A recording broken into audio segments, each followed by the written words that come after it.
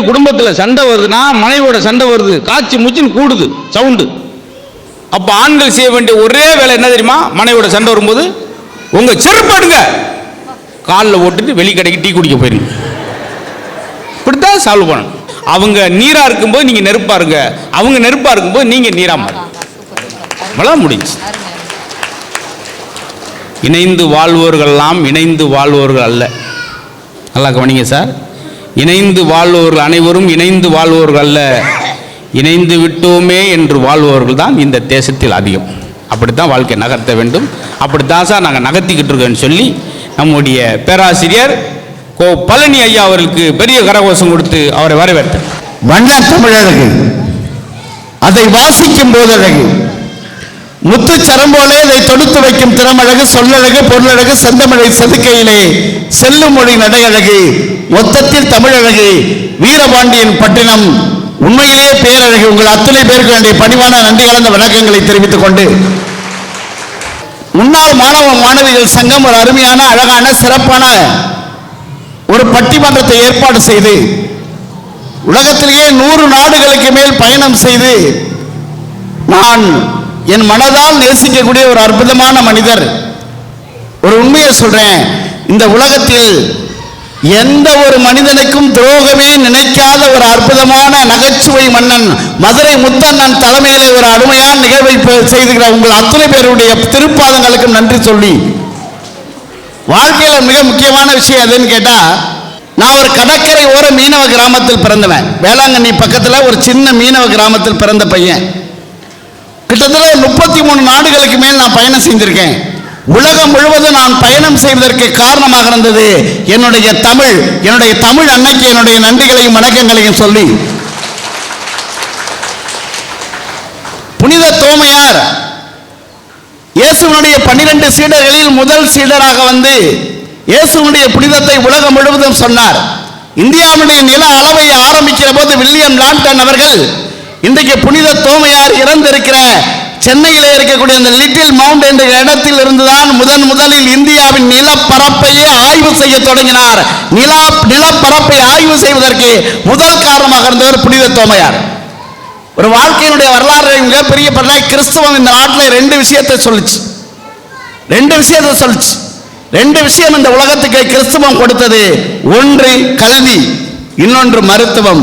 இந்த 2ஐயும் தமிழக மக்களுக்கு பரிசாக வழங்கியது கிறிஸ்தவத்தின் கொடை. அதற்காக மிகப்பெரிய நன்றியை சொல்லி, நான் ஒரே ஒரு கேள்வி கேட்கிறேன், கரெக்டா நீங்க பதில் சொல்லுங்க. இந்த செல்போன் வந்ததுக்கு அப்புறம் நாடு நாசமா போச்சுன்னு நினைச்சவங்க எல்லாம் கை தட்டுங்க பாப்போம். ஒரு உண்மையை சொல்லவா, தட்டினா அத்தனை பேர்த்தையும் இந்த போன் இருக்கு. இது இல்லாம வெளியவும் போறதில்லை. எங்க போனாலும் இதை எடுத்துட்டு தான் சார் போறான். உண்மை சார். நான் ஒன்று சொல்றேன், பொண்டாட்டி காணாம போனா கூட இப்ப யாரும் வருத்தப்படுறதில்ல. போன் காணாம போனா அப்படி தேடுறான், ஐயோன்றான். ஒய்ஃபு காணாம போனா 2 மணி நேரம் ஜாலியா இருக்கலாம் அப்படின்றான். அப்புறம் அந்த அம்மா முதல்ல காயத்ரி, அவங்க வந்து என் தொப்பையை குறை சொல்றாங்க. பெண்கள் மாசமா இருப்பாங்க, ஆண்கள் வருஷமா இருப்போம். 10 மாதம் சுமக்கிறேன் சொல்றீங்களே, 15 வருஷமா சுமக்கிறேன். எந்த ஆம்பளையா சொல்லியிருக்கமா சார்? அன்னைக்கெல்லாம் போயிருக்காரு, தொப்புன்னு விழுந்துருச்சு. பின்னாடி என்ன பழனே சாரிண்ணே அப்படின்னு எடுத்து போட்டு போயிருக்காரு. எவ்வளவு கஷ்டப்பட்டு வாழ்ந்துட்டு இருக்கோம்.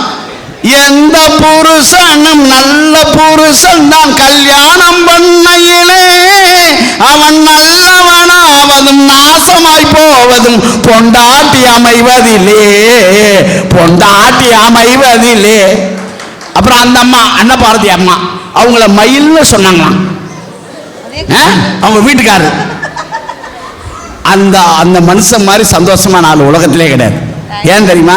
இந்த அம்மா டெய்லி பட்டிமன்றம் வந்துருது, அந்த ஆள் ஜாலியா இருக்காப்புல வீட்டுல. எவ்வளவு ஜாலியா இருக்காருல அவருக்கு தான் தெரியும். அதுக்கப்புறம் அறந்தாங்க நிஷா வேற சின்னத்திரை நயன்தாரான்னு சொல்லியிருக்கா சார். அந்த ஐயா வேற அவ்வளவு பாராட்டி சொல்றாரு. 150 ரூபா ஜிபே பண்ணிருக்கா அவரு. அது அவர் நம்பர்ல இருந்து அவருக்கு அனுப்பியிருக்கு. அது ஒரு குரூப். நான் உண்மையா கேட்குறேங்க, இவ்வளவு சார் நாட்டில் பிரச்சனையே இல்லையா? ஒன்று கேட்குறேங்க சார், இவ்வளவு சார் ஒன்று சொல்லவா? பெண் பிள்ளைகளை பெற்றவர்கள் எந்த காலத்தில் நீங்கள் நிரம்ப கைத்தட்டலாம். எல்லா அப்பா அம்மாவும் இருக்கீங்க. பொம்பளை பிள்ளைய பெற்ற எந்த அப்பா அம்மாவும் முதியோர் இல்லத்துக்கு போக வேண்டிய அவசியமே இல்லை. ஒரு பெரிய கைத்தட்ட கொடுக்கலாம். பொம்பளை பிள்ளைய பெற்றவங்க முதியோர் இல்லத்துக்கு போக வேண்டிய அவசியமே இல்லை. ஏன்னா அது அவங்க அம்மா அப்பாவை அனுப்பாது. அது கல்யாணம் பண்ணி ஒரு வீட்டுக்கு போகுது, அவங்க அம்மா அப்பாவை அனுப்போம். நான் இவ்வளவு ஆண்களை பார்த்து கேட்கிறேன், ஆண்கள் இவ்வளவு பேர் இருக்கீங்களே, யாரு நீங்க 3 முடிச்சு போட்டு கல்யாணம் பண்ணது நான் தான் அப்படின்னு நினைக்கிற ஒரு ஆம்பளை கை தட்டுக்கு பார்ப்போம். நான் எல்லாம் கொண்டு போனேன், யாரு புடுங்கினா யாரு கட்டினானே தெரியல. ஒரு முடிச்சு தான் சார் நான் போட்டேன், 2ஆம் முடிச்சு எங்க அக்கா போட்டது, 3ஆம் முடிச்சு எங்க ஊர்ல பெரியவங்க போட்டாங்க, யாரோ கட்டின தாலிக்கு நான் புருஷனா இருக்கேன். எனக்கு நானே கட்டிட்டு வந்துட்டேன். என்ன செய்ய? எவ்வளவு பாடுபட வேண்டியதா சார், கஷ்டப்பட வேண்டியதா இருக்கேன். அப்படியே கல்யாணம் அப்படியே புதுசுல அப்படியே மகிழ்ச்சியா இருக்காங்களாம். எங்க மகிழ்ச்சியா இருக்காங்க? நான் இவ்வளவு பெண்கள் இருக்கீங்க, நான் கேட்கிறேன், வெள்ளிக்கிழமை செவ்வாய்க்கிழமை எங்க வீட்டுக்கார காலை தொட்டு கும்பிட்டு தான் சமைக்கவே ஆரம்பிக்குமே. ஒரு அக்கா கை தட்டுங்க. எங்க நடக்குது? அப்படியே தொட்டு கும்பிட்டாள். ஆனா என் மனைவி அப்படி இல்லை நடுவர்களே. போன வாரம் சனிக்கிழமை என் காலில் வந்து விழுந்தா. அவ்வளவு பாசம். பச்சை பாஸ் காலேஜில் 1.5 லட்ச ரூபா சம்பளம் வாங்குறானே, பேராசிரியர் இருக்கான். ஆனா என் காலில் வந்து விழுந்தா. போன் காலியா? ஏன் காலில்? ஏன் தெரியுமா? அவ்வளவு பெருமையா நினைச்ச. கல்யாணம் ஆகி 18 வருஷம் ஆகுது, இவ்வளவு புருஷனை அவ்வளவு மதிக்கிறியாமா?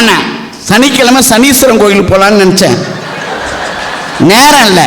அங்க போய் விழுந்தான்னா உன் காலில் விழுந்தானு உங்களை கைத்தட்ட சொல்லி நான் கேட்டேனா? ஆனா 6 பவுனுக்கு ஒரு தங்க சங்கிலி போட்டிருக்கானா, அந்த 3 பவுன் டாலர். அதில் காஞ்சி காமாட்சி படம் கிடையாது, மதுரை மீனாட்சி படம் கிடையாது, காசு விசாலாட்சி படம் கிடையாது. சாட்சாத் என் படத்தை போட்டிருக்கான். அவ்வளவு பெரிய உத்தமி அவன். ஆனா உண்மையை சொல்றேங்க, ஏன்ட்டு இதை போட்டிருக்கேங்கிறேன். இதை போட்டதுக்கு அப்புறம் தான் காத்து கருப்பு பேய் பிசாசு எதுவும் அண்ட மாட்டேன்றான். ஆனா உண்மையை சொல்றேன், ஒரு குடுகுடுப்பக்காரன் உங்க வீட்டு வாசலுக்கு வந்தா நீங்க எவ்வளவு காசு போடுவீங்க? ஒரு 100 ரூபா போடுவோம், அதிகபட்சம் 100 ரூபா போடுவீங்க. நீ எவ்வளவுமா போடுவ நிஷா? அந்த பிள்ளை எடுக்கும் 5 ரூபா போடுவ. எவ்வளவு சம்பாதிச்சாலும் 5 ரூபாய்க்கு மேல போட மாட்டேன். நீங்க எவ்வளவு போடுவீங்க மேடம்? நீங்க போட மாட்டீங்க. இது எடுக்கும் சார். இந்த வாரம் பட்டிமன்றம் இல்லை, அடுத்த வாரம் தானே சார் அப்படி. ஆனா ஒரு குடுகுடுப்பாரன் வீட்டு வாசல்ல வந்து நின்னா நடுவர்களே, நான் எவ்வளவு தெரியுமா போட்டேன்? 500 ரூபா போட்டேன். 500 ரூபா போட்டேன். பழைய பாக்கியான்னு நினைக்காதீங்க. அவன் தான் என் பொண்டாட்டி மூஞ்ச பார்த்து இந்த வீட்டில் சுடுகாட்டு காலி குடியிருக்கேன். நான் சொல்லியிருந்தேன்னா அதோட முடிஞ்சிருக்கேன் நம்ம கதை. ஐயா நீங்க 500 ரூபா போடுவீங்க, நானே குடுகுடுப்புக்காரன் வருவேனே. ஏன்னா பட்டிமன்றத்தோட அதில் 200 ரூபா கூட இருக்கு. ஏங்க ஒரு வாழ்க்கையே எவ்வளவு வாழ முடியும் உண்மையாவே சொல்றேங்க. எவ்வளவு கஷ்டமா இருக்குங்க. ஒரு சமுதாயத்துல ஒரு காலத்துல அன்போடு வாழ்ந்தாங்க சார். எங்க ஊர்ல எனக்கு பெரிய மனுஷன் அவரை கூட்டி கேட்டேன், ஏங்க அவங்க பிள்ளைய நல்லா படிக்க வச்சிங்களா, எப்படி இருக்கான்? மெட்ராஸ் ஹைகோர்ட்ல பெரிய வக்கீல் நம்ம பையன் தான் நம்பி கேஸே என் மேல தான் போட்டிருக்கான். சொத்தை பிரிச்சு கொடு, அதுக்கா படிக்க வச்சாரு அவரு. அது பரவாயில்ல. இன்னொரு பெரிய மனுஷன் அவரை கூட்டி கேட்டேன், உங்க பசங்களுக்கெல்லாம் கல்யாணம் பண்ணிட்டீங்களான்னு. 25 வயசுல பையனுக்கு கல்யாணம் பண்ண தம்பி, அவன் டாக்டர், பொண்டாட்டி கொண்டு வெளியே போயிட்டான். இதெல்லாம் விட்டு நடக்கிறது தானே. 2வது பையனுக்கு எப்போ பண்ணீங்கன்னா 26 வயசுல பண்ணேன். அவன் இன்ஜினியர். அவன் என்ன வெளியே போக சொல்லிட்டான். பையன் மேல தரலக்கா, 2வது பையன் கீழே தரலக்கா, அப்பா நடுத்தரல இருக்காரு. வாழ்க்கை அப்படிதானே சார் இருக்கு. அப்புறம் ஒன்னே ஒன்று கேட்கிறேன் சார், இந்த பெண்கள் இவ்வளவு பேர் இருக்கீங்களே, ஒரு புடவை வாங்கினா சார், உண்மையே சொல்றேன், என் மனைவியெல்லாம் எந்த கடைக்கு போனாலும் சரி, ஜவுளி கடைக்கு போனா, அன்னைக்கு ஒரு நாள் கூட்டு போயிருக்கேன். போன உடனே இந்த ரோஸ் கலர் வேணுமா பச்சை கலர் வேணுமான்னு என்கிட்ட கேட்டான். நான் ஆம்பளை என்னங்க பார்ப்பேன், ரேட்டை தானே பார்ப்பேன். நான் எடுத்து பார்த்தேன், இந்த ரோஸ் கலர் 9500 ரூபா போட்டிருந்து, பச்சை கலர் 7500 ரூபா போட்டிருந்து. உனக்கு பச்சை தாண்டி நல்லா இருக்குன்றேன், உங்களுக்கு பச்சை பிடிச்சிருக்கு, எனக்கு ரோஸ் பிடிச்சிருக்கு, ரெண்டையும் பேக் பண்ணுங்கன்ற ஆச்சா. அதுக்கு ஏன் சார் கேட்கணும்? 32 புடவை எடுத்து போட்டு ஒண்ணு கூட நல்லாவே இல்லை, ஒண்ணு கூட நல்லாவே இல்லை, ஒண்ணு கூட நல்லாவே இல்லை. ஓ மூஞ்சி நல்லா இல்லை, அவன் ஏதாவது சொன்னானா? அதுலயும் சில பொம்பளைங்க இருக்கு, இந்த பார்டரு அந்த இதுல இருந்தா நல்லா இருக்கு, வெட்டி வச்சு தைய அங்கேயே உட்காந்து. இந்த பூ அதுல இருந்தா நல்லா இருக்கு, பிச்சு ஓட்ட. 3 மணி நேரம் கடையா அலசிட்டு கடைசியா சொல்றாங்க, இந்த கடையில ஒண்ணுமே இல்லை, அடுத்த கடைக்கு போவோம். அவன் என்ன முறைக்கிறான் சார். அதுக்காக பனியன் சட்டி வாங்கினேன்.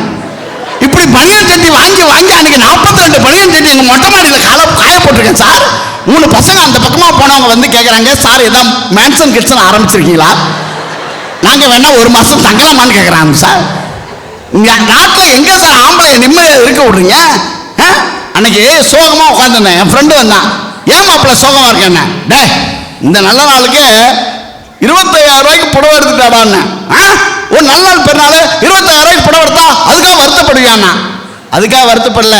அந்த புடவை நல்லா இருக்கான்னு ஓம் பொண்டாட்டி காட்ட போயிருக்கான். இப்ப அவன் ஓடுறான், ஐயோ ஐயோ ஏன் பொண்டாட்டிருக்காங்க. இப்ப நமக்கு வந்தா ரத்தம், அவனுக்கு வந்தா தக்காளி சட்னியா? சார் வருமானத்துக்கு தக்கபடி நீங்க என்னைக்காவது செலவு பண்ணிருக்கீங்களா? சார் ஒண்ணு சொல்றேன் சார், நம்ம அக்கா தங்கச்சி என்னைக்காவது பிடிக்கலன்னு சொல்றீங்க நீங்க. உங்க அக்கா தங்கச்சி என்னைக்காவது நாங்க பிடிக்கலன்னு ஒரு வார்த்தை சொல்லிருக்கோம் ஆண்கள் வாழ்க்கையில் என்னைக்காவது? சார் போராடுறோம், எவ்வளவு கஷ்டம் சார். ஒன்றும் இல்லை சார், பங்காளிகளுக்குள்ள சண்டை வருதா இல்லையா? எங்கள் ஊரில் அன்னைக்கு நான் ரோட்டில் நடந்து போயிட்டு தான் ஒருத்தன் பாயசம் கொடுத்தான் சார். எனக்கும் கொடுத்தான். வாங்கிட்டே கேட்டேன், என்ன மாப்பிள்ள பாயசம் கொடுக்குறேன்னு. எங்கள் அண்ணன் போன வாரம் ஹரியானா போனார், 5 கோடி ரூபாய்க்கு லாட்டரி சீட் வாங்கினார் மாப்பிள்ள. அவருக்கு விழுந்திருக்கு, அதான் பாயசம்மா. பரவாயில்லையே, உங்கள் அண்ணனுக்கு 5 கோடி ரூபாய்க்கு லாட்டரி சீட் விழுந்திருக்கு, அதுக்கு நீ பாயசம் கொடுக்குறியே, நல்ல குடும்பம் தானே. அதுக்கு பாயசம் இல்லை, அந்த சீட்டு தொலைஞ்சிச்சு, இனிமே அவனால் வாங்க முடியாது, அதுக்கு தான்டா பாயசம்னா. இவன் வழங்குவானா சார்? ஒரு திருட ஒரு புருஷன் பொண்டாட்டி 2 பேரும் கட்டி போட்டு வாயில வச்சு துணியை வச்சு அமுக்கிட்டு எல்லாத்தையும் திருடி இருக்கான் சார். அந்த வீட்டுக்காரன் இருக்கான், சரி ஏதோ சொல்ல வரான்னு துணியை எடுத்துட்டு, ஏன்னா ஏதோ சொல்ல வர்ற, என் வீட்டில் திருடுறது பிரச்சனை இல்லை, ஏத்த வீடு என் பங்காளி வீடு, அவன் வீட்லையும் திருடிட்டு போ, நாளைக்கு வந்து என்னை பார்த்து அவன் நக்கலா சிரிப்பான் போலீஸ் வரும்போது அப்படின்னு இருக்கான். அப்பதான் திருடன் சொன்னானா, முதல்ல அவன் வீட்டுக்கு தாண்டா போனேன், அவன் தாண்டா அட்ரஸ் கொடுத்து உன் வீட்டுக்கு அனுப்பி வச்சான். சார் இவ்வளவு பெண்கள் இருக்கீங்களே, நான் சொல்றது கரெக்டா இருந்தா கைத்துறீங்க. எல்லா பொம்பளை பிள்ளைக்கும் முதல்ல அப்பாவை தான் பிடிக்கும், கரெக்டா கைத்துட்டுங்க. எல்லா பொம்பளை பிள்ளைக்கும் அப்பாவை தான் பிடிக்கும். ஏன் தெரியுமா? எவ்வளவு மோசமா சமைச்சாலும் அவர் தான் சாப்பிடுவாரு. நல்லா இருக்கா தங்கம், சூப்பர்ரா தங்கம், வேலை கொண்டா தங்கம். யார்? அப்பா. அதே வீட்டில் ஒரு தம்பி இருப்பான், அவன் சாப்பிட மாட்டான். வருவான், அம்மா யாருமா அதை சமைச்சது? உங்க அக்கா தாண்டா. சனியனை போற இடத்துல உசுர வாங்கு, காசுக்கு நான் வெளியே போய் சாப்பிட்றேன். எல்லா பசங்களுக்கும் அம்மாவை தான் பிடிக்கும். அம்மாவை பிடிக்குங்கிறதெல்லாம் கை தருங்க. எல்லா பசங்களுக்கும் அம்மாவை தான் பிடிக்கும். அதுவும் 16 வயசு ஆகட்டும் நேரம் வருவான். இவர் எப்படிமா நீ கல்யாணம் பண்ணிக்கிட்ட? மகாலட்சுமா இருக்கேம்மா, எப்படி உனக்கு இந்த சாய்ஸ்?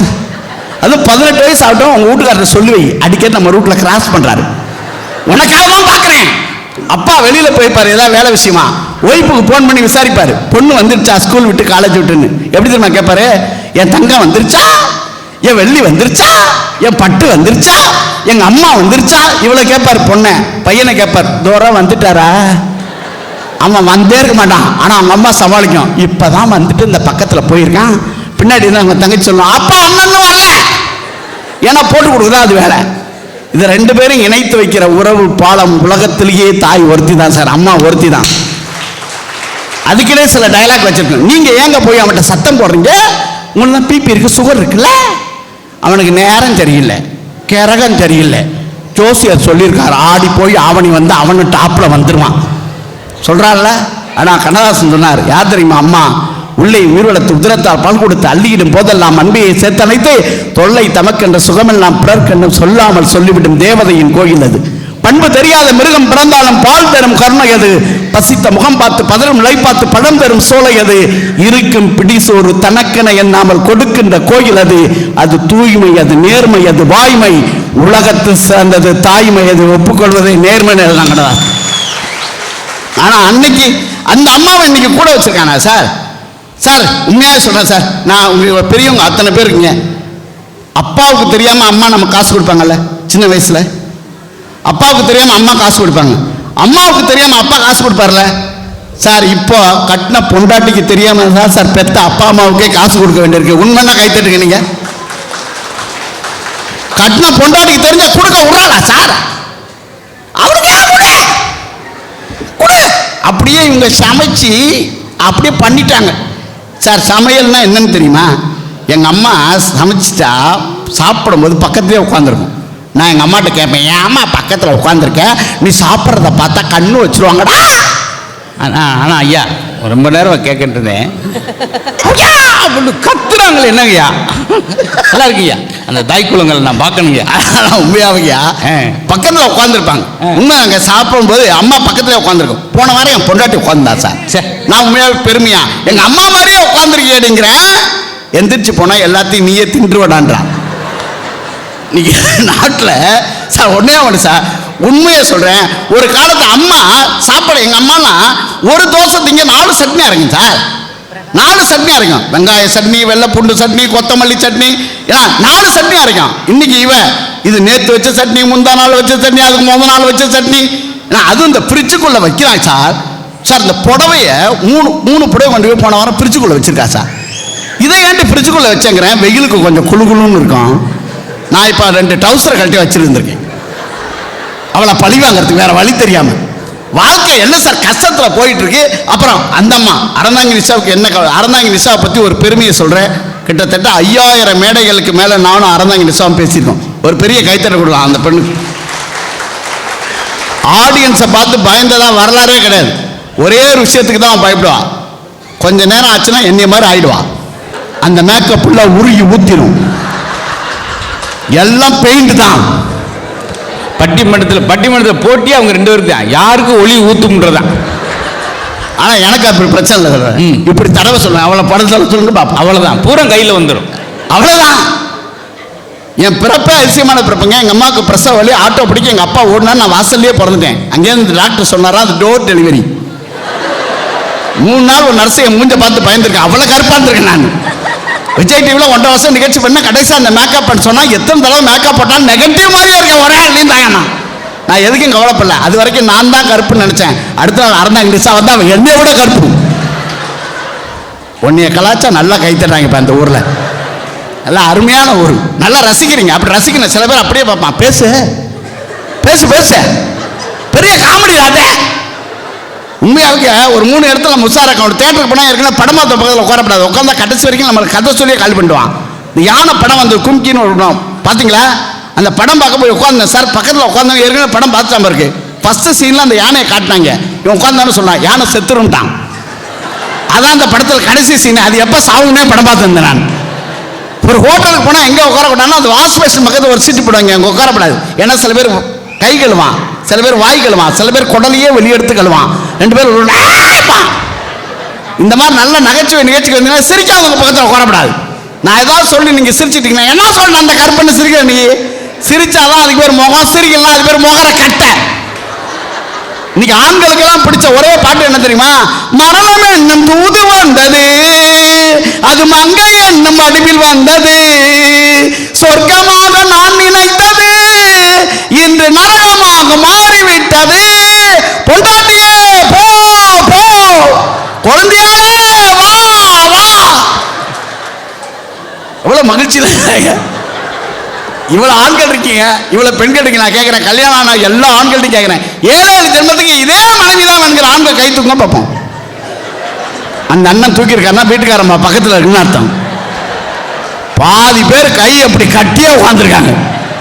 என்ன அர்த்தம்? அடுத்த ஜென்மத்தியாவும் நல்லதா வருதான்னு பார்ப்போம்டா. ஆனா இவ்வளவு பெண்கள் இருக்கீங்களே, நான் பெண்களை பார்த்து கேட்கிறேன், இதே கணவர் தான் 7 ஜென்மத்துக்கு வேணுங்கிற பெண்கள் கை. ஒரு அக்கா தலையில் அடிச்சுக்குது, ஒரு அக்கா மண்ணவாரி தூத்துது. ஓடா நீ கேட்டு போயிருவேன், அந்த ஆளை கட்டிட்டு நான் பண்ற பாடு எனக்கு தான் தெரியும். சார் வாழ்க்கையில எல்லாருக்கும் சிக்கல் சார். ஆனா ஒரு ஆள் தூக்குனார் சார். இதே மனைவின்னு ஒரு ஆள் கை தூக்குனார். நான் உத்து பார்க்குறேன், கடைசியில் அவர் தூக்கல, பக்கத்துல தூக்கு வர்ற என்னை விட ஒருத்தவனை கிடைச்சிருவாளாகும். ஆனா பெண்களுக்கே இருக்க பிரச்சனை என்ன தெரியுமா? ஒரு நாளாவது இந்த டயலாக சொல்லியிருப்பாங்க பெண்கள் வீட்டுக்காரத்தை. எப்படி தெரியுமா? என்னை தவிர வேற ஒருத்தி ஒன்றை குடும்பம் நடத்திடுவாளா? இதை சொல்லாத அம்மாவே கிடையாது. அதை விட புருஷன் முன்னாடி சண்டை வந்தா முதல் கேள்வி எழுந்து நான் பிள்ளைகளை பார்த்து, உனக்காவது உசுரோடு இருக்கேன் இல்லைன்னா எப்பயோ. இது சொல்லாத அம்மாவே கிடையாது. இன்னொன்னு, கல்யாணம் பண்ணதுல நீங்க பாராட்டே பண்றீங்க சார். நான் கேட்கிறேன், இந்த லைட்டை கண்டுபிடிச்சது யார் சார்? ஐயா நடுவர்களே சொல்லுங்க, லைட்டை கண்டுபிடிச்சது யாரு? யாரு தொலைச்சாங்களோ அவங்க தான் கண்டுபிடிச்சிருப்பாங்க. ஐயா இத மாதிரி ஒரு பதில உலகத்திலே யாரும் சொன்னது? அதுக்கு தாங்க நடுவர் தாமஸ் ஆல்வா எடிசன். எடிசன் தான் கண்டுபிடிச்சாரு. அதுக்கு முன்னாடி விளக்கு தானே கொளுத்திருந்தோம் இல்லைங்களா? இப்போ இங்கே சுவிட்ச் இருக்கு, அங்கே லைட் இருக்கு. இப்போ சுவிட்சை போட்டோம்னா லைட் எரிஞ்சிச்சு. அந்த காலத்தில் எல்லாரும் உலகமே வாவ் அப்படின்னு பார்த்துச்சு. இப்பவும் லைட் இருக்கு, இங்கே சுவிட்ச் இருக்கு. இப்போ சுவிட்ச் போட்டால் லைட் எரியுது. யாரா வாவுன்னு பார்க்குறோமா? இல்லை. கல்யாண புதுசில் எல்லாம் வாவுன்னு தான் பார்ப்பான். அப்புறம் டெய்லியுமா வாவ் வாவ் வாவ் சொல்லிக்கிட்டே இருப்பான். பாராட்ட மாட்டீங்க, பாராட்ட மாட்டீங்க. என்னத்தை பாராட்டுறது? ஒரு நாள் பாராட்டலாம், 2 நாள் பாராட்டலாம். டெய்லி அதை பாராட்ட முடியும்? முத அந்த அம்மா சமைச்சு வைக்கும்போது சாப்பிட்டோன்னு வாவ், 5வது தடவை வாவ். இது நம்ம காமெடி. எவ்வளவு வாவ். ஆனா உண்மையாவே ஒரு எல்லாத்துலேயுமேங்க, ஒரு புடவையா இருக்கட்டும், ஒரு ட்ரெஸ்ஸாக இருக்கட்டும், அவங்க வீட்டு சொந்தக்காரங்க வந்தா சார் ஆட்டு அடிக்கிறா, கோழி அடிக்கிறா, என்ன அசந்தான் எண்ணெயை தூக்கி போட்டு அடிக்கிறா சார். நம்ம வீட்டு சொந்தக்காரங்க வந்தா எனக்கு குது குது குதுன்னு வருது, உடம்பு ஜிம்மு இருக்குது. அந்த முக்கு கடையில் ஒரு டீ வாங்கி கொடுத்து உன் தம்பியை அனுப்பிவிடு. இப்போ நான் என்ன கேட்குறேன், இப்போ என் மாமியார் எனக்கு யாரு சார்? அத்தை இல்லையா? என் மனைவிக்கு எங்க அம்மா யாரு? அத்தை. அத்தை தானே கூப்பிடணும். இப்ப நான் அத்தைன்னு கூப்பிடுறேன்ல, நீ அத்தைன்னு கூப்பிட்டுருக்கியா? அந்த கிளவி உங்க அம்மா, அந்த ஊத்தப்பள்ளு, அந்த கவட்டக்காலு, எத்தனை பட்ட பேர் வைக்கிறேன்? என்னைக்காவது நான் வச்சிருக்கேனா உங்க அம்மாவுக்கு? யோசிச்சு பாருங்க சார். ஒரு காலத்துல இப்ப கிரைண்டரு சின்னதா இருந்துச்சு, கிரைண்டர் பெருசா இருந்துச்சு, அதை அரைக்கிற அம்மா ஒல்லியா இருந்துச்சு. உண்மைதானே சார்? இப்ப கிரைண்டர் சின்னதாயிடுச்சு, இந்த அம்மா பெருசா இருக்கு சார். உண்மைதானே? எல்லா கருவியும் நம்ம வாங்கி கொடுத்துருவோம் சார். ஆனா எல்லாம் சார், முதல்ல ஒரு கிரைண்டர், பெரிய கிரைண்டர், கல்லு பெருசா இருக்குவேன், அதை என்னால் அரைக்க முடியாதுன்ட்டான். அதுக்கப்புறம் இன்னொரு சின்ன கிரைண்டர், அதுக்கப்புறம் டில்டோ கிரைண்டரா கவுத்து மாவை எடுக்கிறது. 3-4 கிரைண்டர் இருக்கு சார் எங்க வீட்டில். ஆனா டெய்லி போன் பண்றா, 15 ரூபாய்க்கு மாவு வாங்கிட்டு வந்துரு. அப்புறம் எதுக்கு 4 கிரைண்டரு? இப்போ வாழ்க்கையில இப்ப என்னதாமா நீங்க செய்றீங்க சார்? அப்புறம் இப்போ ஒரு தொடப்பம் கண்டுபிடிச்சிருக்கா சார், டிஎஸ்என் தொடப்பம். நின்று கொண்டு பெருக்கலாம், ஓடிக்கொண்டு பெருக்கலாம், உங்கள் புருஷன் ஓடினால் இங்கிருந்தே அடிக்கலாம். விளம்பரம் எப்படி போடுறான் சார்? அநியாயம் சார். அன்னைக்கு ஒரு வாட்ச் வச்சிருக்கான், 25,000 ரூபா சொன்னான். என்னையா இந்த வாட்சில் என்ன அப்படின்னா 21,000 உள்ளவே காணாமையா? எப்படியா மணி வாக்குறது? இது கீழே இருக்க நம்பருக்கு ஃபோன் பண்ணீங்கன்னா அவன் டைம் சொல்லுவான். ஆனா என் மாமனார் ஒரு வாட்ச் வாங்கி கொடுத்தார் சார். என் மாமனார் ஒன்று வாங்கி கொடுத்தார் சார். இது வரைக்கும் சிறப்பான பொருள் அவர் வாங்கி கொடுத்ததுலே அதுதான் சார். Super sir. மாப்பிள்ள இந்த வாட்சை கட்டுங்க, கடைசி வரைக்கும் உங்களை விட்டு ஓடாதுன்னார். இன்ன வரைக்கும் ஓடல சார். கல்யாணம் ஆகி 18 வருஷம் ஆகுது, ஒரு நாள் கூட நான் அதில் மணி பார்த்தது. உங்க மாமனார் பரவாயில்ல சார். இவங்க மாமனார் ஒயிட் பேப்பரவே 5 செராக்ஸ் எடுத்துட்டு வந்தவர். கொஞ்சம் புது ஜோக்கு அப்படித்தான் இருக்கும். அதுக்காக எல்லாமே குபின்னு சிரிக்க முடியுமா? அங்க எங்க ஒரு அத்தனை ஜோக்கு எங்க போறது சார்? ஒண்ணு சார், இவ்வளவு பெண்கள் இருக்கீங்க, 3 பெண்கள் இருக்கீங்களா, நான் கேட்கிறேன், உங்க முதுக உங்களால் திரும்பி பார்க்க முடியுமா? உங்க முதுக உங்களால் திரும்பி பார்க்க முடியாதுல்ல? நான் நியாயமா கேட்கிறேன், உண்மைன்னா கை தட்டணும். உங்க முதுக உங்களால் திரும்பி பார்க்க முடியாதுல்ல? அப்புறம் யாரு பார்க்கறதுக்காக அதுல கதவு, நிலவு, ஜன்னல், நிலப்படி, ஓர்படிலாம் வச்சிருக்காங்க? யாருக்காக? அதுல 2 குண்டை கட்டி தொங்க விட்டுருக்கு சார். அன்னைக்கு ஒரு அக்கா அருப்புக்கோட்டைக்கு ஒரு டிக்கெட் கொடுங்க திரும்பிச்சு பாருங்க, அந்த குண்டு போய் கண்டக்டர் கண்ணில் அடிச்சு அந்த 3 நாள் ஆஸ்பத்திரி கிடக்கலாம் சார். இருந்தாலும் அதுல ஒரு அம்மா நாடாவை கட்டி தொங்க விட்டுருக்கு. இதான் ஏண்டி நாடா வச்சிருக்கேன்னா, நீ மட்டும் ட்ரௌசர்ல நாடா வைக்கிறீங்க அப்படின்னு கேட்கறீங்க. அது நாடா? ஒரு ஆடம்பரத்துக்கு ஒரு அளவு வேண்டாமா? உண்மையாவே வாழ்க்கையில் எல்லாம் அடைச்சு பாருங்க. ஒரே ஒரு விஷயம் சொல்றேன் சார், அதுவும் இந்த இப்போ ஒரு பற்று பேசியல்னு ஒன்று வந்திருக்கு. அது என்ன, அனுமாருக்கு வெண்ணெய் காப்பு சாத்துற மாதிரி சாத்துறாங்க சார். இவ்வளோ பெரிய பற்று பேசியல் அடிச்சு புள்ள ஏற்றி இது பண்ணணும். 4,500 ரூபா சார். அதுக்கு ஒரு நாள் என் மனைவி என்ன பண்ணா, இது நான் பண்ணணும்னா தான் அழகா இருப்பேன்னா. நம்ம சொன்னால் கேட்கவா போறா? வண்டி சாவி, வீட்டு சாவி எடுத்துகிட்டு போயிட்டா சார். வீட்டு சாவி எடுத்துகிட்டு போயிட்டாலும் வாங்க போயிருக்கேன், பார்த்தா அங்கே ஒரு 4 அம்மா என் வீட்டுக்கார அம்மா மாதிரியே படுத்திருக்கு. எல்லாருக்குமே இது பேசியல் பண்ணிருக்கு. போய் கேஸ்லாம் தப்பா போயிருமேன்ட்டு அங்கே வேலை பார்க்குற ஒரு அக்கா கூப்பிட்டு, என் வீட்டுக்காரம்மா வந்துச்சு, என்ன எப்போ மேக்கப் போட்டிருக்கா, யார் எங்கள் வீட்டுக்காரம்மான்னு கேட்டேன். அந்த அம்மா கேட்டது, கல்யாணம் பண்ணி உனக்கு எத்தனை வருஷம் ஆகுது? 18 வருஷம் ஆகுதுண்ணே. கல்யாணம் பண்ணி 18 வருஷம் ஆகுது, உனக்கே தெரியல. 10 நிமிஷத்துக்கு முன்னாடி தான் வந்தா, எனக்கு எப்படா தெரிய முடிச்சு? அப்போ நாங்கள் பேசிகிட்டே இருக்கும்போது அந்த வேலை பார்க்க அந்த இடத்துல ஒரு நாய் இருந்திருக்குங்க, குட்டி நாய். அது ஓடி போய் வெண்ணையை பார்த்தா நாய் சும்மா இருக்குமா? மேலே தப்பி தொகு தொகுன்னு நாய் நக்குது. இவ சொல்கிறா, 3/4 மணி நேரம் ஆகும்னு சொன்னீங்களே மேடம், 10 நிமிஷத்தில் கிளியர் பண்ணுறீங்களே. நாய் நக்கறதுக்கு 4500 ரூபாயா சார்? ஒன்று தெரிஞ்சுங்க, ஆடம்பரமாக வாழ்கிற வாழ்க்கையை வாழ்கிறார்கள் இன்றைய சமுதாயத்தினர். நான் ஒன்று சொல்கிறேன், இந்த வாழ்க்கையில் நான் ஒரே ஒரு விஷயத்தை உங்களுக்கு சொல்லி நிறைவு செய்கிறேன். வேலூரில் ஐசா ஸ்டோபியாஸ் கட்டர்னு ஒரு அம்மா இருந்தாங்க. வேலூரில் அவருடைய அப்பா பெண்களுக்கு மருத்துவம் பார்க்க முடியல. அன்றைக்கு இருந்த சமுதாயம் அதை ஏற்றுக்கல. ஒரு ஆண் பெண்ணுக்கு பிரசவம் பார்க்கக்கூடாது என்று தவிர்த்தார்கள். அதற்காக தன் பிள்ளையை ஐசா ஸ்டோபியாஸ் கட்டரை படிக்க வைத்தார். படிக்க வைத்து அவர் நிறுவிய ஹாஸ்பிட்டல் தான் இன்னைக்கு உலகத்தின் மிக உயர்ந்த ஹாஸ்பிட்டலாக சிஎம்சி மருத்துவமனை என்கிற அற்புதமான மருத்துவமனை உலகத்திற்கு கிறிஸ்தவம் கொடுத்த கொடை. இன்றைக்கும் கல்வி நிறுவனங்கள், அது லயோலாவா இருக்கட்டும், என்சிசியா இருக்கட்டும், உலகத்தின் மிக உயர்ந்த நிறுவனங்களை உருவாக்கி தந்தது கிறிஸ்தவம். இல்லைன்னு மறுக்க முடியுமா? இன்னும் ஒரு ஆதாரப்பூர்வமான விஷயத்தை சொல்றேன், அதை சொல்லி நிறைவு செய்கிறேன். தும்பான்னு ஒரு இடம் இருக்கு திருவனந்தபுரத்தில். விக்ரம் சாராபாய் அவர்களும் அப்துல் கலாம் அவர்களும் அந்த தும்பா என்கிற இடத்துல ஒரு சர்ச் இருந்தது. அந்த சர்ச்சில் பீட்டர் ஸ்கெய்ரோ அப்படின்னு ஒரு பாதிரியா இருந்தார். அவர்கிட்ட போய் ஒரு விஷயம் சொன்னாங்க. இந்தியன் ஸ்பேஸ் ரிசர்ச் ஆர்கனைசேஷன் அமைப்பை இந்த இடத்துல தான் நாங்கள் நிறுவப் போகிறோம் என்று சொன்னபோது பீட்டர் ஸ்கெய்ரோங்கிற அந்த மனிதர் சொன்னார், அங்க இருக்கிற கிறிஸ்தவர்களை கிளர்ந்து எழும்புங்கள், இந்த சர்ச்சை இடிக்க போறாங்கன்னு பீட்டர் ஸ்கெய்ரோ சொல்லல. எவ்வளவு பாசிட்டிவா சொன்னார் தெரியுமா? கர்த்தர் இந்த இடத்துல ஒரு மெழுகுவர்த்தியை அணைக்க போகிறார் என்று யாரும் வெகுண்டு எழுதாதீர்கள். 1000 அறிவியல் மெழுகுவர்த்திகளை இந்த இடத்தில் தான் கர்த்தர் ஏற்றப் போகிறார் என்று கிறிஸ்தவர்களை நீங்கள் பெருமை கொள்ளுங்கள்னு சொன்னார். அப்துல் கலாம் அவர்கள் சொல்றாரு, விக்ரம் சாராபாய் என்கிற இந்துவும் அப்துல் கலாம் இஸ்லாமியனும் பீட்டர் ஸ்கெய்ரோ என்கிற அந்த பாதிரியாரும் இல்லை என்று சொன்னால் இன்னைக்கு ISRO Indian space research organisation அமைப்பே இல்லை. அதை உருவாக்கி தந்தவர்கள் கிறிஸ்தவர்களின் தியாகத்தால் உருவானதுன்னு எழுதினார். அதனால வாழ்க்கையில எல்லா மனிதர்களுக்கும் ஒரு விதமான பாதை இருக்கிறது. எல்லாவற்றையும் கடந்துதான் வாழ வேண்டி இருக்கிறது. இன்றைக்கு இந்துக்களும் முஸ்லிம்களும் கிறிஸ்தவர்களும் ஒன்றாக வாழ வேண்டிய ஒரு மிகப்பெரிய நிர்பந்தம் தமிழ்நாட்டில் இருக்கிறது. மிக அருமையாக வாழ்ந்து கொண்டுதான் நாம் இருக்கிறோம்.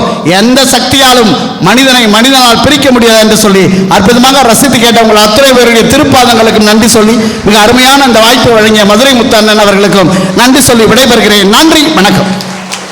ஒன்றுக்கொன்று சளைச்சதில்ல, புளியங்காய் சாப்பிட்டு இழைச்சதில்லைன்ற மாதிரி தமிழை கையாளுற விதம், அவங்க மொழி நடையில், அவங்க மாவட்டத்து பேச்சில் ரொம்ப சிறப்பு சார். ஒரு 2 பேர் பேசும்போது ஒரு 10 பேர் போவாங்க, ஒரு 4 பேர் பேசும்போது ஒரு 50 பேர் போவாங்க. நிறைவாக கடைசியால் நடுவர் பேசும்போது ஒரு 15 பேர் உட்காந்துருப்பாங்க. எங்களோட சேர்த்து, எங்களோட மைக் செட்டு எல்லாம் சேர்த்து. ஆனால் இங்கே தான் வரும்போது, இன்னும் சொல்லப்போனால் வருவதற்கு முன்பே வந்து எத்தனை பேர் இருந்தாங்களோ, எந்த இருக்கையும் காலியாகாமல் இருக்கிறதுனால் அது வீரபாண்டியன் பட்டணத்தில் மட்டும்தான். முத்து நகரம் என்றால் தூத்துக்குடியை சொல்வார்கள், மாங்கா நகரம் என்றால் சேலத்தை சொல்வார்கள், கோயில் நகரம் கும்பகோணம் சொல்வார்கள், கலைகளின் நகரம் சென்னை சொல்வார்கள். இன்னைக்கு உங்களுக்கு பட்டம் கொடுத்துட்டு போகிறேன், ரசிகர்களின் நகரம் என்றால் அது வீரபாண்டியன் பட்டம். அதை விட விருந்தோம்பல் கொடுத்தாரு, எங்களை அழகாக அழைச்சிட்டு போய் பிரமாதமான இந்த அன்னபாரதிலாம் அன்றைக்கி மட்டன் லைவாக இருக்கும். கோழி குழம்பு, கோழி சட்டிலேருந்து தவுது. சாப்பிட்டுக்கிட்டு இருக்கும்போது மீன் வச்சிருக்கு, மீனெல்லாம் விரட்டி பிடிக்கிறாரு பள்ளின்னு, கீழே விழுந்து கப்பி. அது கிடையாது, இதுதான் எல்லார் வீட்லையும் சாப்பிட முடியாது. இதே மாதிரி ஒரு பட்டிமன்றத்துக்கு நாங்கள் 7 பேரும் போகிறோம், வீட்டுக்குள்ளே நுழைஞ்சிட்டு வாங்க வாங்க வாங்க வாங்க, இப்படித்தான் நீங்கள் வரும்போதே சாப்பிட்டுட்டு வருவீங்க. அவங்களே சொல்லிட்டாங்க, திருக்கு இந்த பிள்ளை முழிக்குது, ஏன்னா இந்த பிள்ளை பார்சல் வாங்குற கோஷ்டி. சாப்பிட்டோமா அப்படின்னு எப்படி இருக்கும் அப்படின்னு சாப்பிட்றோம். உப்புள்ள, துவர்ப்புள்ள, கசப்புள்ள கேட்டுவிட்டேன். என்னங்க எதுவுமே எப்படிங்க சாப்பிட்றீங்க அப்படின்னு. எங்களுக்கு வேற சமைச்சு வச்சுருக்கோம் தம்பி, சும்மா வாராள் போகிற ஆளுக்கு தான். அது கிடையாது சார். நல்ல உபசரிப்புனா இதுதான் சார். எங்களை அங்கே போங்க, கோயிலுக்கு போங்க, இங்கே போங்க, அவ்வளோ அழகாக பார்த்துக்கிட்டது. இப்படி ஒவ்வொரு மேடம் எங்களுக்கு அமைஞ்சா எங்களுக்கு உங்களை விட எங்களுக்கு திருவிழாவாக இருக்கும். அப்படி நடக்காது. முந்தின நாளாக சேலத்துக்கு எனக்கு பொன்னாடை போத்துறோம்னு ஒரு ஆள் வந்து பாடா படித்து என்னைய பொன்னாடையை கொண்டு வந்து இவ்வளோ ஒரு சால்வை எடுத்து பட்டார்னு உதறினார். அதுக்குள்ளே ஒரு நியூஸ் பேப்பர் விழுந்துச்சு, அதை எடுத்து எனக்கு பொத்திட்டு சால்வை அவர் கொண்டு போயிட்டார். சுற்றி இருக்கும் பிறகு என்னை நியூஸ் படிச்சுக்கிட்டே இருக்கேன், என்ன கம்பு கொடுத்துக்கும் இங்கே ஒரு நியூஸ் இருக்கு அப்படின்னு. என் நிலைமை எப்படி இருக்குன்னு பார்த்தீங்களா? அது கிடையாது சார். சாப்பிட போய் உட்காந்துருக்கோம், அந்த அம்மா சாப்பிட சொல்லிச்சு, அடாடாடாடா கேட்டு சாப்பிடலாமா, அப்படி குரல் வளம், சாப்பிட்டு போங்க தம்பி அப்படிச்சு. இவரெல்லாம் மட்டமலாக்க சேரோடு விழுந்தார். அத்தாட்டி என்னன்னு உன் குரலே எப்படி இருக்கும், சாப்பாடு எப்படி இருக்க போகுது. வெளியே வர அந்த அம்மாவோட வீட்டுக்காரர் 6 அடி உயரத்தில் தேன்குடு மாதிரி மீச கருப்புசாமி மாதிரி உட்காந்தாரு. இவர் போய் கேட்குறாரு, என்னண்ணே அக்கா இப்படி பேசுகிறாங்க? அவள் அப்படித்தான் தம்பி பேசுவா. நீங்கள் எது மனசில் வச்சுருக்க அம்மா டப்பு போய் சாப்பிட்டு போனா தானே எங்களுக்கு ஒரு மரியாதை அப்படின்றாரு. உங்கள் வீட்டில் இருக்க எங்களுக்கு மரியாதை இல்லைடா கொடையாந்தோம் இருமா, அதெல்லாம் ஒரு லோக்குன்னு எந்த இடத்துல சொல்லிக்கிட்டு இருக்கு. நானே அவசரத்தில் போய்கிட்டு இருக்கோம். அப்போ என்ன நினைப்பாங்க, ஜோக்கு அப்புறம் நீ தான் எனக்கு சொல்லிக் கொடுக்க நினைப்பாங்க. சபையில் இதெல்லாம் காட்டி கொடுக்காது. நான் ஒருத்தனை வீடியோ எடுக்க கூப்பிட்டு அவன் எதுக்கு வந்தேன்னு எனக்கே தெரியல. இந்த சந்திரமுகியில் ஒரு பாம்பு வரும் பாருங்க, கடைசி வரைக்கும் அந்த பாம்பு எதுக்கு வந்துச்சுன்னே தெரியாது. அது மாதிரி இவன் எதுக்கு வந்தேன்னு எனக்கு இது வரைக்கும் தெரியல. அப்போ பெரியவங்களுக்கு ஊமை வெளியில் ஒரு கிளை வரும், கடைசி வரைக்கும் அந்த கிளை எதுக்கு வந்துச்சுன்னே எங்க கிளவிக்கு தெரியாது. அதெல்லாம் கிடையாது சார். இந்த கிளவி இருந்தோடனே எனக்கு ஒரு சந்தோஷம். ஏன்னா நிசா கூப்பிட்றப்ப கிளவிச்சு உட்காந்து சொல்கிறேன் நினைக்காங்க. சொல்கிறேன், உதாரணத்துக்கு சொல்கிறேன். முத 10th பரீட்சை எழுத போகிறேன் பாட்டின்னு எங்கள் பாட்டி சொல்லி, அப்படியாப்பா கவர்மெண்ட்டு வேலையா? வேலை இல்லை, பரீட்சைக்கு தான் போகிறேன் அப்படின்னு அந்த கால் டிக்கெட்டை காமிச்சேன். வாங்கி தொட்டு கும்பிட்டு, சாமி ஐயோ அப்படின்ட்டு விபூதி குங்குமம் பூசி கால் டிக்கெட்டில் கடைசிட்டு பார்க்குறேன், கால் டிக்கெட் தான் இருந்துச்சு, பூரா கிழிச்சிருச்சு. சாமியை கும்பிட்டு பார்க்குறேன், நானே டிக்கெட் வாங்கின மாதிரி இருந்தேன் அதில், அப்படி கிருன்னு. அது ஒரு அழகு சார், ரொம்ப பிரமாதம். இந்த ரசனை தான் வேணும். அடுத்து நிஷா பேசுவாங்க. அதுக்கடுத்து நான் ஒரு 5 நிமிஷம் பேசுவேன். அங்கே ஒரு 3 நிமிஷம் கூட பேசலாம். 3 பேரை சொல்லிட்டு கூட போகிறேன். ஆனால் எதுக்கு நாள் ஒதுக்குறீங்க? இந்த நாள் நீங்கள் எங்களுக்காக ஒதுக்குனது உங்கள் உடம்புல உள்ள அனைத்து நோயிலையும் குறைச்சி நீங்கள் 5-6 வருஷத்துக்கு ஆஸ்பத்திரி போக தேவையில்லை. ஏன்னா நாங்கள் போய் படுத்துருவோம்.